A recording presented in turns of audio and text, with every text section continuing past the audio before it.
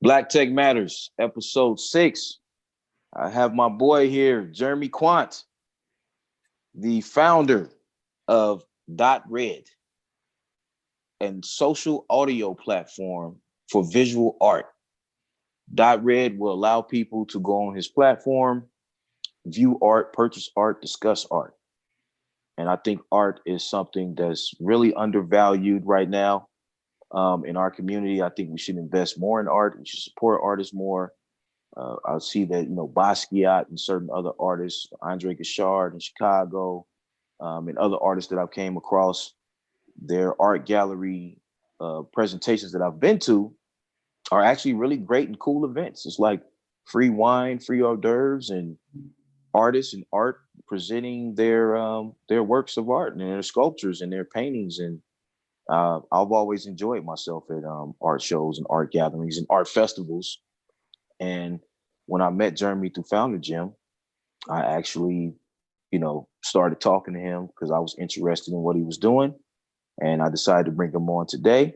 And Jeremy, just kind of introduce yourself and what you got going and how everything is developing with Dot Red. Cool. Well, thank you, Charles, and thank you for bringing me on. Definitely excited to have conversations with you. We always have good talks and good conversations that that go much deeper beyond the surface level of really just what we see, what's going on, and really what we need to progress in our own personal, mental, business spaces. And so thank you again. Yeah. So Jeremy Quant, I have a company called Dot Red. Yeah, we promote artists, galleries, and museums in showcasing visual, virtual art exhibitions, full-scale exhibitions, and we have been working in the fine art space for about 7, 8 years, and now, just as a result of the last about a year and a half, we've been in development for a virtual platform. Prior to that, we were a tourism business, and we took people to art galleries, museums, artist studios, and showcased work. And so yeah, man. So where we're at, we finished our prototype, and we showcased it at, this was pre-COVID.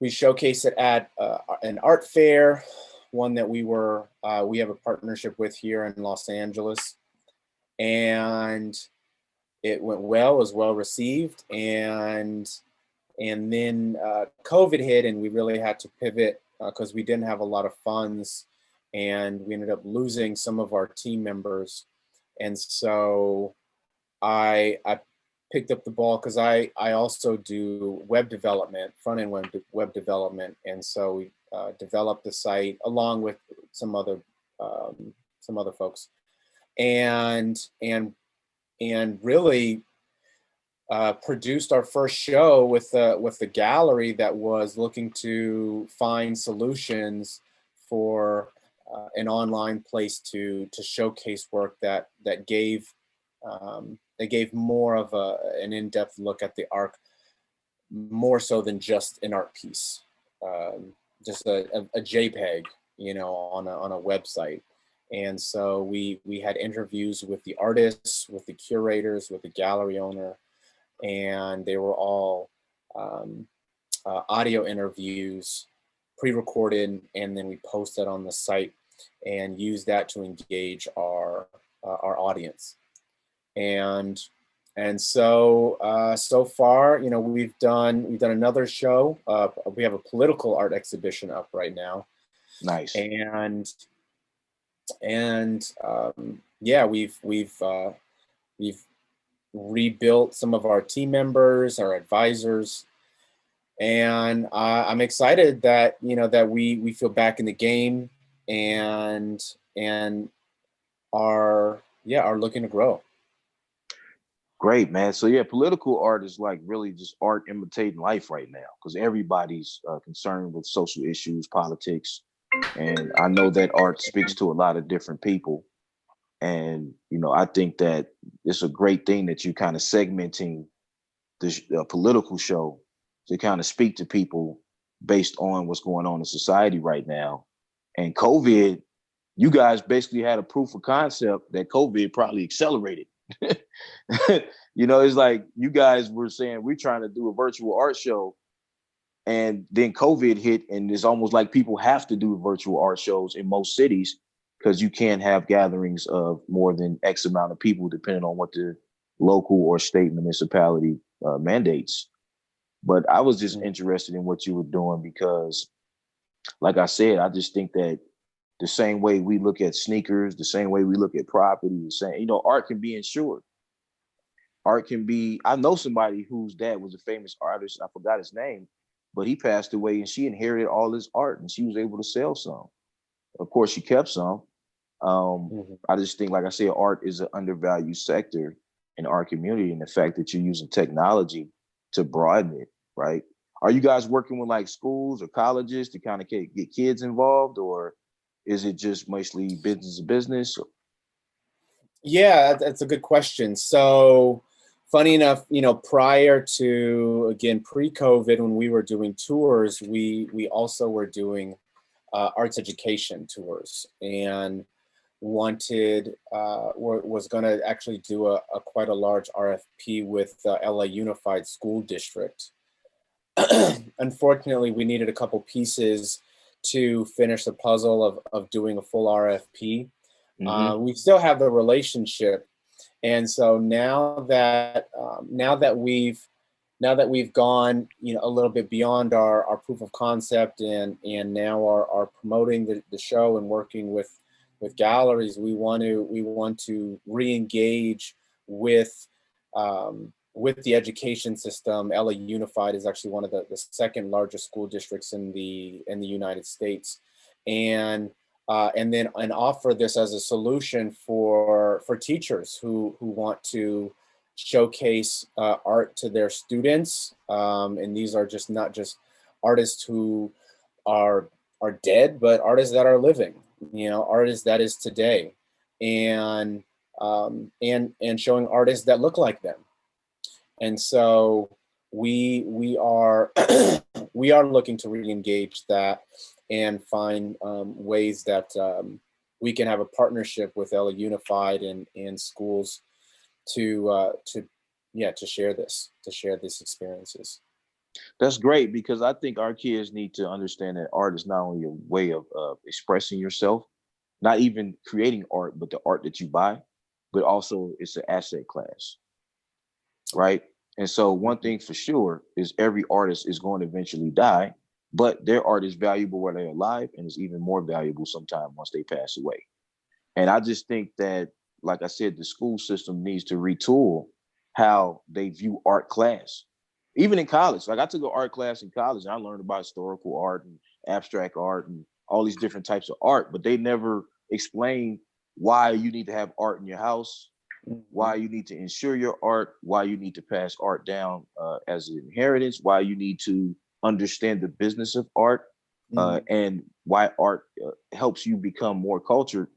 Just going to art galleries and talking to artists and explaining, listen to the artists explain what their inspiration was for whatever particular piece of art that they created.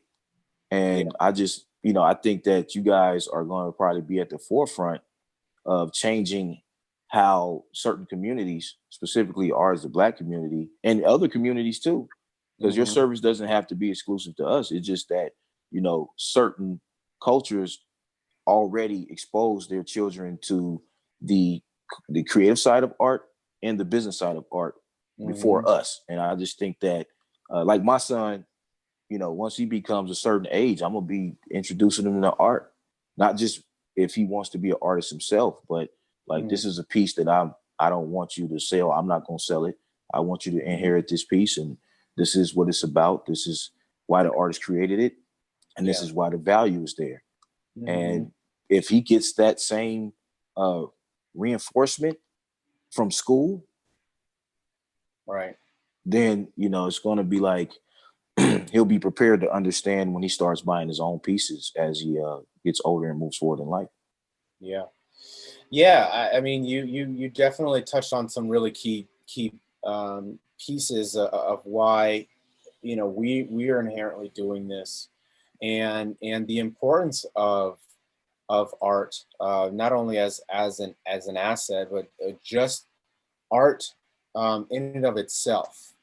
And art has always been this, like, sometimes a thorn in someone's thigh with the education system, and is always usually the first to go. But as we're seeing more these days, the creative economy produces about 1/6 of the total GDP in the United States. Wow. Meaning, like creatives, I mean, and it goes beyond just the visual aspect. This is also in film. These are musicians, but the creative economy produces a lot of economic stability for the US, and it's growing.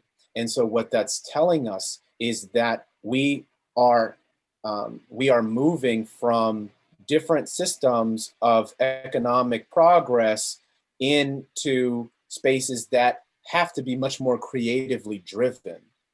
You think about automation. I mean, we have technology that's giving us such a leverage on things that we used to have to work really hard to do. And so in the job market, those jobs are being taken out, because there's, like, automation. And so not you, but we have more of a demand on being creative, because it's the creativity that's going to give us longevity. It's being able to come up with new ways to put something together that benefits those in it as a whole, form and function.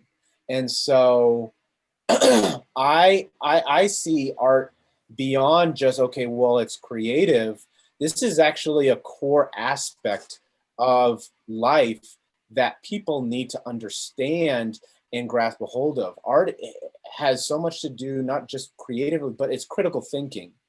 We have a lot of folks out here who don't really use what's in front of them to move forward. Looking at different ways to put something together, spatial thought. And so, having conversations around art does a couple things. It breaks down the barrier of what really art is. I think there's still a lot of stigma that art is stiff, or it's not for folks of color. Right. It's intimidating. Or people under certain income brackets. Yeah. Right. Yeah. I mean, which is not true.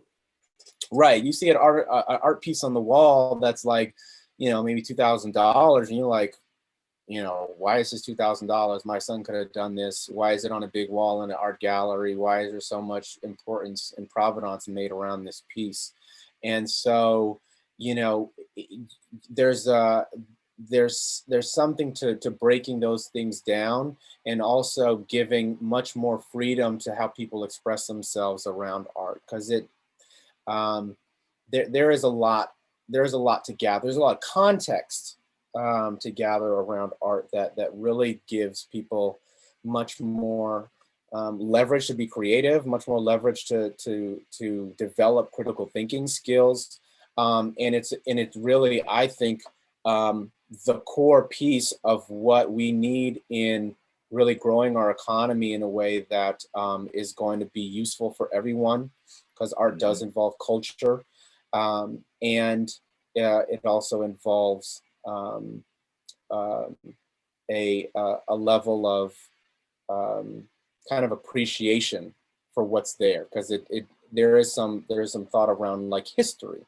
There's preservation when it comes to art. So, of course, yeah. So that's kind of like the deeper level of what what our mission is in making this available all over the world, to folks who speak different languages, to to young and old, to really have thought-provoking conversations around art. What does it mean to them? And then using that in building the value for the work. And then you realize the value, because we need to know why it is even valuable to begin with before we can say, okay, yeah, you're right, that is valuable. And yes, I do want to keep it. And yes, I want to hold it for generations because I know the importance of this piece. Right. And that's think specifically with our culture, it's like we already love art. Sneakers are art.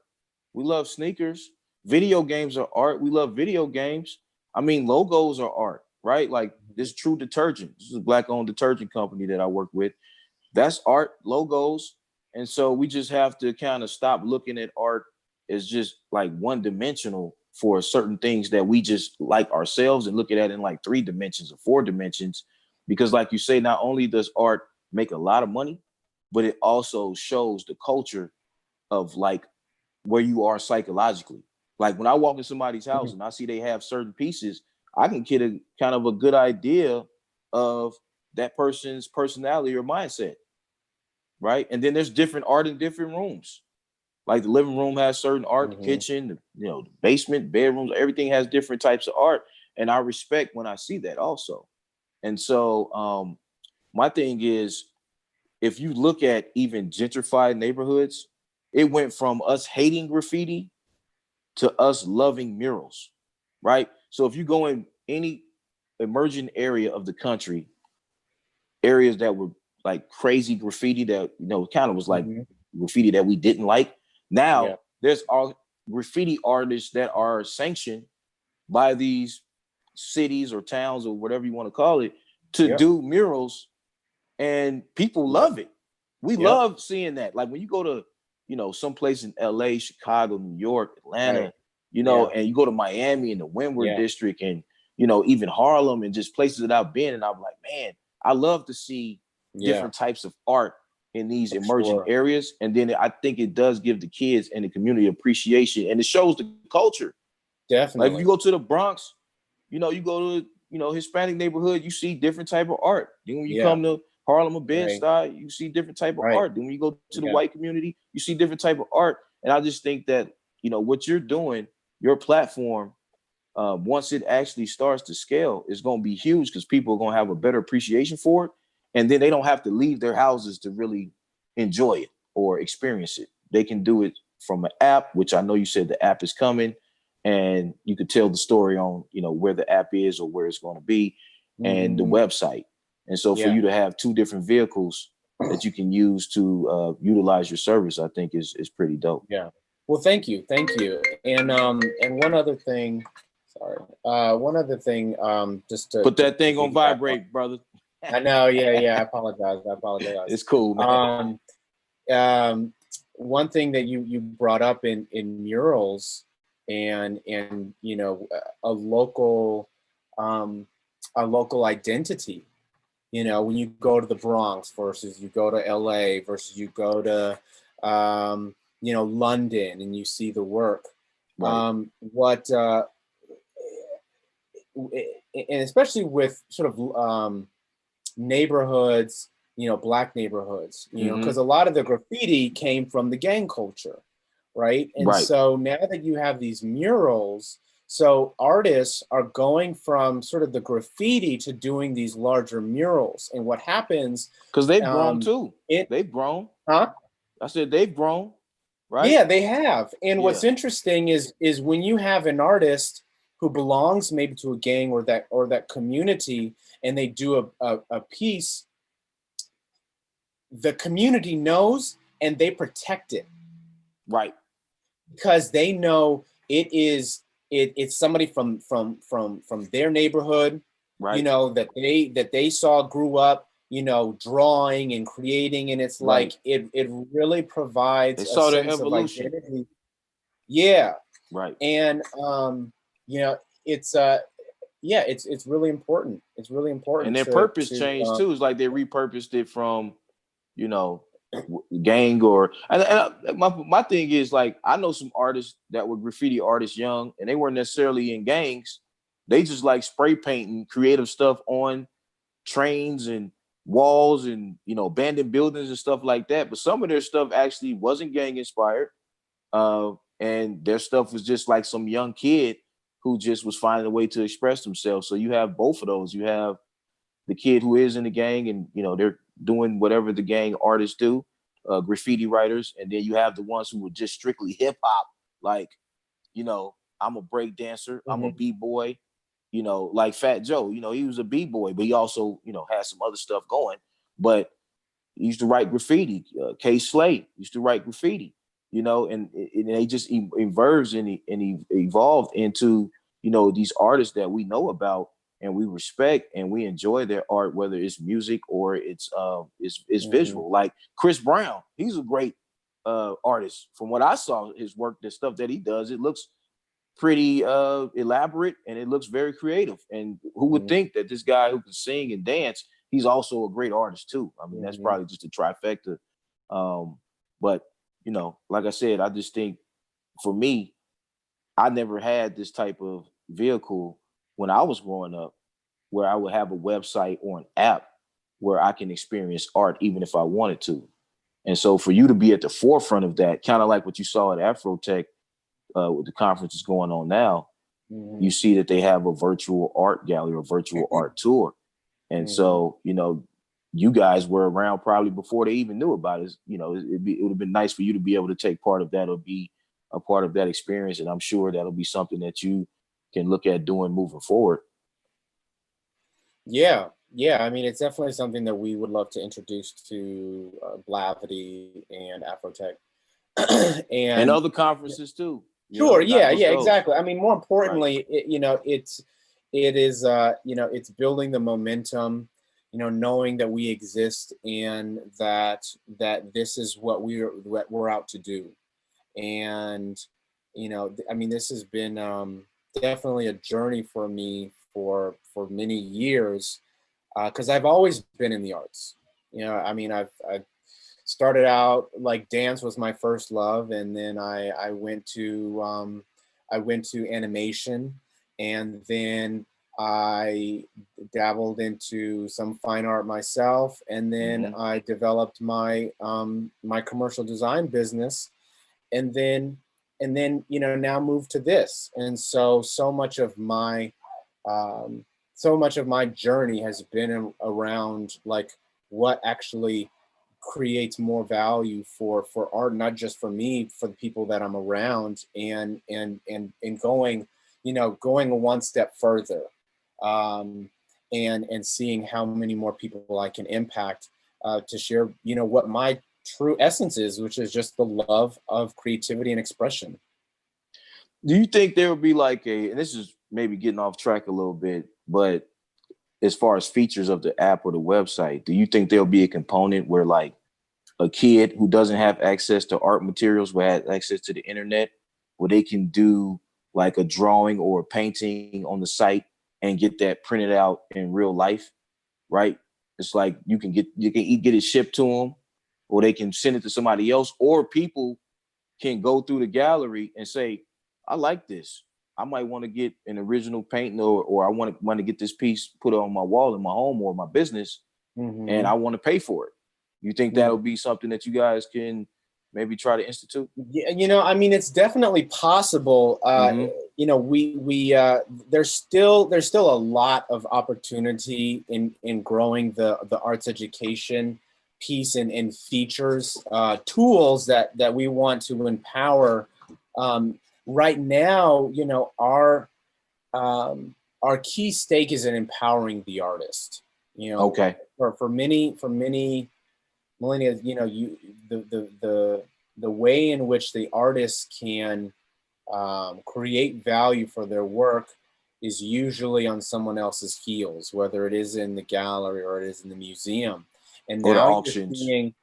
now you're seeing, or auctions, exactly. And now you are seeing a shift, especially in technology.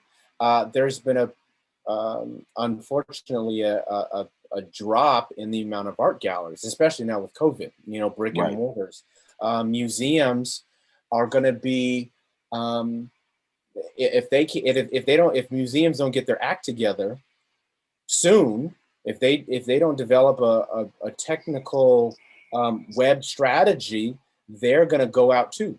There was an article, I don't know if it was on New York Times or something, but it was like 1/3 of museums are going to have to be shut down in the next year, because you have a lot of museums that are private funded. Some are state, right? So the government pays for that. But their budget's going to be cut dramatically. Yeah, their budget is going to be cut. But so you have you're going to have a big, well, what I call, it's a huge opportunity to leverage a solution for people who are wanting to re-engage their audience in a way that provides value for the work that they already have. Do you think there could be like an RFP you can do for states who plan on cutting budgets, to where, say, for instance, well, a lot of kids aren't going to class, but I'm saying is, say if they do have kids that are in the classroom, there would be like a way that you can use like maybe their big projector screen or whatever apparatus they have to sit. I don't even know if they can do this now because of COVID, but like, instead of going to a museum, because the museum's either shut down or the budget's cut, because I like those trips. I like the field trips. Like being from Chicago, man, we have some great museums. And then living in New York, great museums. Atlanta has a great aquarium, right? And some other museums too, right? Because, Atlanta's growing, sprawling city. But it's like, if they can sit in that room, the lights get cut off, and they do like a virtual art tour, through, like I said, a projection screen or some huge, flat screen TV that they have. I think that'll be a great RFP, even for the Zoom students. Where they're doing their lessons of the day on Zoom, like a lot of kids are now. If they do have an art experience, and it kind of, I think, will reduce their anxiety, or it'll give them like some type of creative outlet while they're living this abnormal, reality that we have right now. And I think the kids will walk away from, those lesson plans throughout the day, if there's like a virtual art experience incorporated in that, feeling a little bit better, other than just being straight academia. Right. Yeah. Yeah. And there's been studies that are proven when you mix creativity. I mean, it is in some way in academia, but when you mix like we'll say just the left and the right brain, when you actually put those things together, you form much more solid individuals and awareness. And so I highly encourage schools to be doing that. Obviously, it's again why we want to share this with the education system, because it's vital for. I just thought about something too. I didn't mean to cut you off, but a friend of mine who's from Chicago, who was a graffiti artist, who has a Obie Award-winning design company here in Atlanta for doing constructions on different people's homes who are like, high net worth homes. His name is BJ Kerr. He actually went to an Ivy League school for design, and he started off as a graffiti writer. Wow. The Modern Craftsman. If you ever look on Instagram, his name is the Modern Craftsman. I call him the TBT King, because not only was he, going to school, but he also got involved in the music business. And he has some of the best TBTs ever with like Janet Jackson and Tupac and like artistic people. But then he ended up designing one of the most well-known studios where musicians came to record their music. He designed that studio called Patchwork Studios in Atlanta. Wow. So look at how far, art can take somebody if they just pointed in the right direction. Exactly. From the south side of Chicago in the hood to an Ivy League university to designer studio to award-winning homes. Exactly. No, and that's beautiful. And more Yeah. kids need to know this. They need to know that this type of thing exists because, you know, I mean, I'm pretty blessed that I did have parents that supported my my artistic career.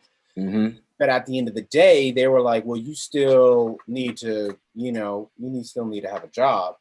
And you know, we don't want you to be the starving artist, you know. Right, And it's right, something right. that I've you know, I want to kill that idea, because in this day and age, the artist is going to have a big advantage. Do you watch Over, Billions? huh? Do you watch Billions? No, I've someone's told me about it, but I haven't seen it. Yeah, there's a show called Billions. I can't No, remember. I've seen it on HBO or Showtime. But there's an artist on there that these billionaires commission to do works, and they buy all of his stuff up front, or they try to tell him, listen, create this type of piece for me. I'm gonna give you a space to create it.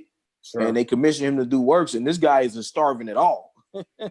Matter of fact, most artists that I know, if they really have talent and they have access to people who do buy art, they do pretty well for themselves. Yeah. You know, I mean, it's, you know, at the end of the day, you know, art is another form of business, and so you do need to know, like, how do you actually value art? You know, how do you monetize that in a way that actually is going to give you every time you do a design is going to give you more and more leverage to making more money.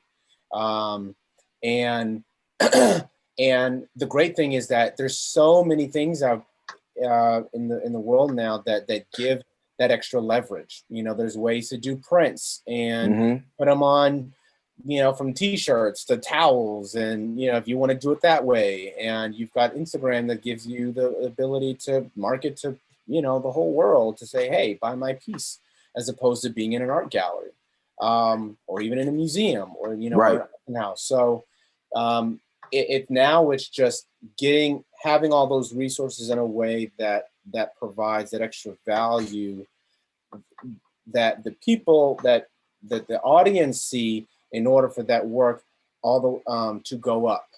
And then every time they sell a piece, and in my world, we want that system where when they do sell a piece, they're always going to get a cut of that piece, meaning it's a royalty at this point.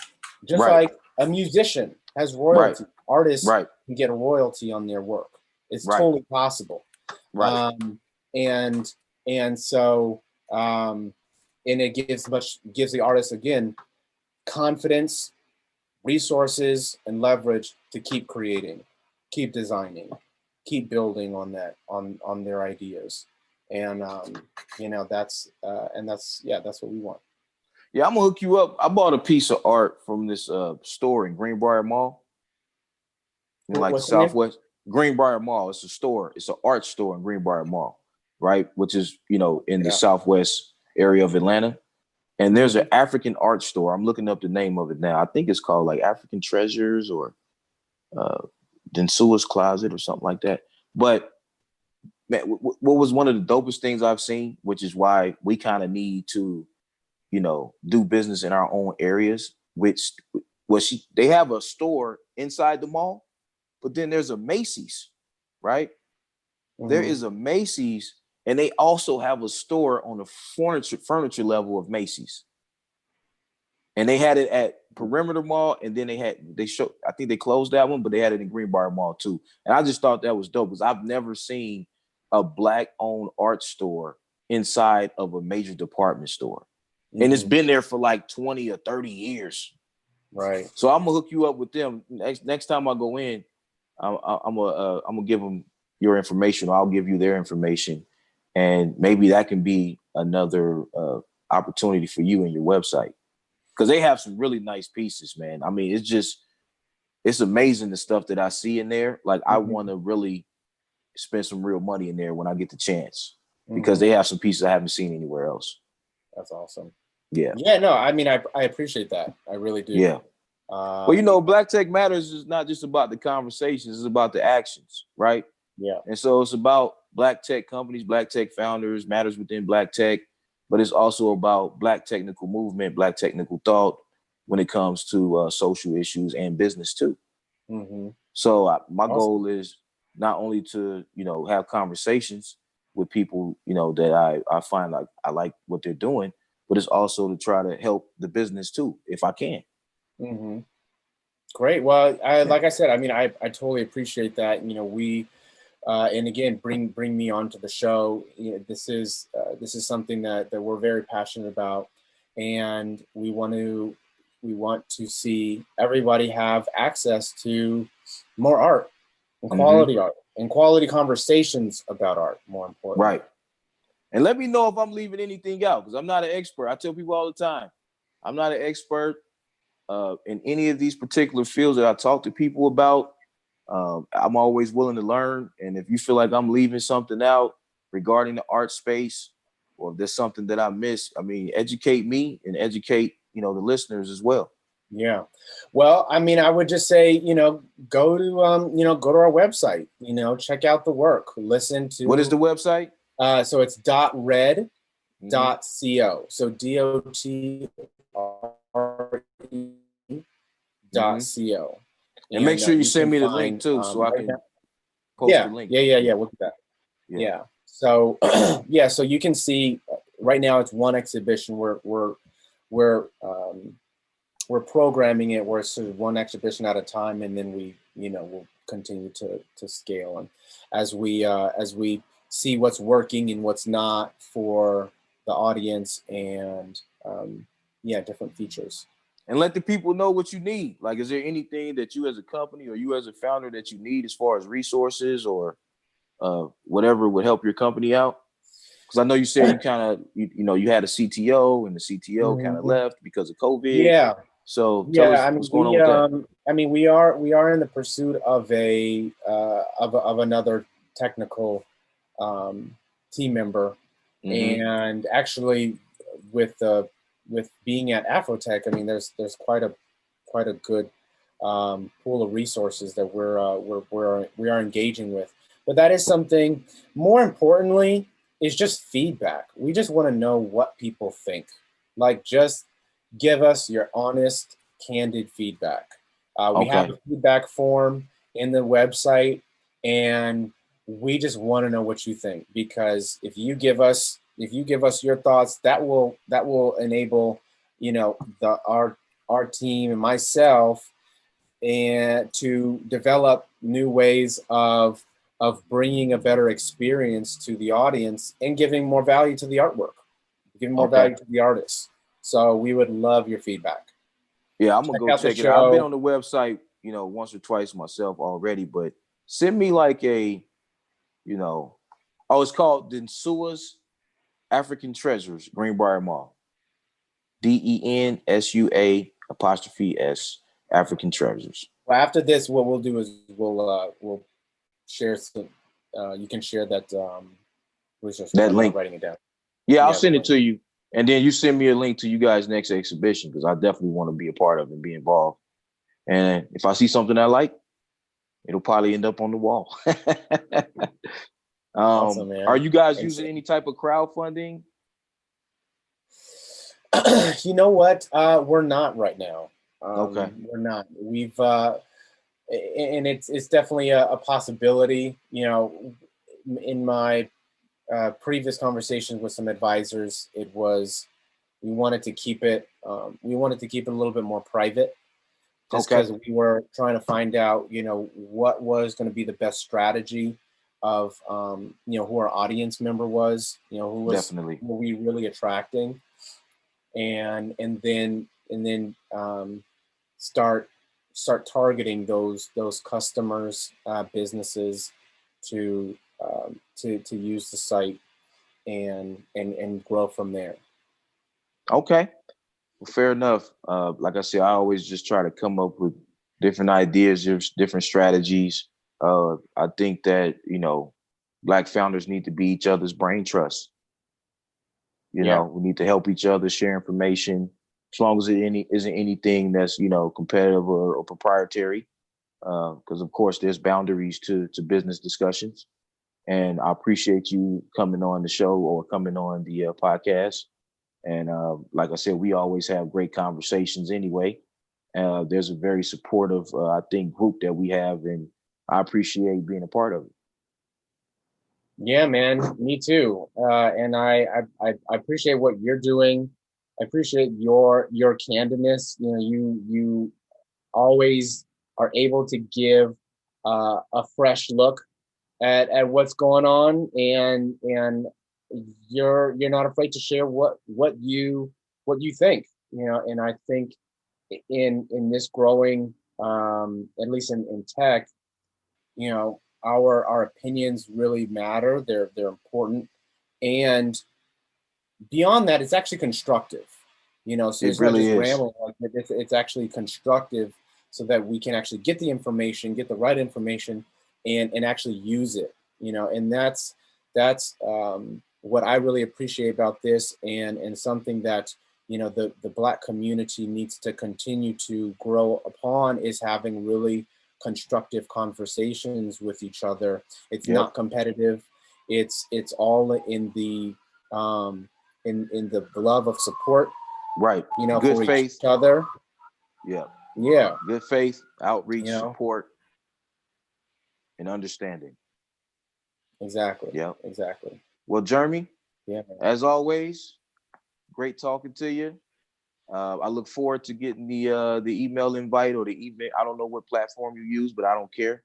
To join the exhibition. Excuse me, and just we can follow up, man, in 6 months. And like I said, whatever you need, if I can help, just let me know.